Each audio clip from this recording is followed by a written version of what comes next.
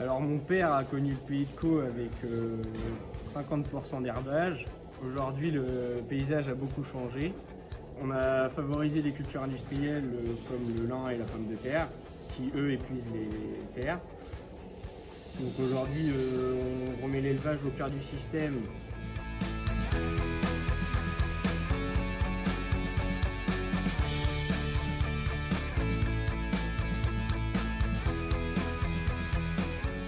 Est parti sur un projet bâtiment d'élevage. Donc moi je suis passionné par l'élevage, ce qui a favorisé le projet. Mon frère étant passionné par la culture, une certaine complémentarité entre frères et avec le père. Et le bâtiment a été construit aussi pour chercher l'équilibre entre la culture et l'élevage, etc. Donc aujourd'hui là on est dans un bâtiment qui a été construit il y a un an. Qui peut accueillir 70 vaches allaitantes.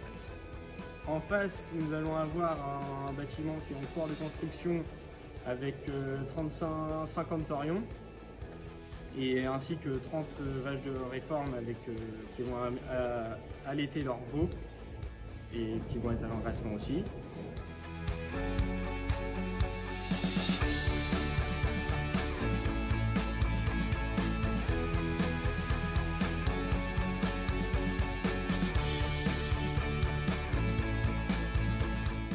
Alors oui, l'investissement il est conséquent. On a été aidé par des subventions. Sans les subventions, les choses auraient sûrement été différentes. Donc peut-être qu'un bâtiment aurait été fait, mais pas de bâtiment comme c'est en cours de construction. Ah, c'est sûr que l'investissement, il ne faut pas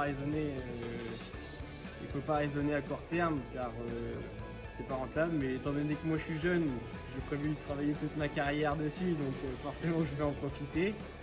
Donc mon père construit aussi le bâtiment pour moi. L'atelier culture va permettre de payer l'atelier vache allaitante, mais demain ce sera peut-être l'inverse, notamment avec le biais de la matière organique qui va ramener aux cultures et qui va nous faire gagner c'est pour la protéine en blé, les quelques tonnes de pommes de terre supplémentaires, ou bien les 2-3% de filage dans le lin, etc. Donc, ce sera complémentaire. Alors c'est sûr, à la Cour des comptes, ils ont émis un rapport qu'il ne faut plus d'élevage. Aujourd'hui, les Français ont mangé de la viande, ils ont toujours mangé de la viande, ils mangeront encore de la viande. Et les vaches ont forcément des émissions. Ça, on ne peut pas le négliger. Après, ils en ont toujours eu. L'élevage bovin a des externalités positives.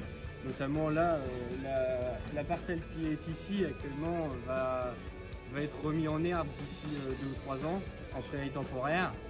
Donc elle va être intensifiée en culture type lin pomme de terre pendant 4 ans. Ensuite reposée pendant 4 ou 5 autres années en prairie temporaire. Et qui va piéger donc le carnivore.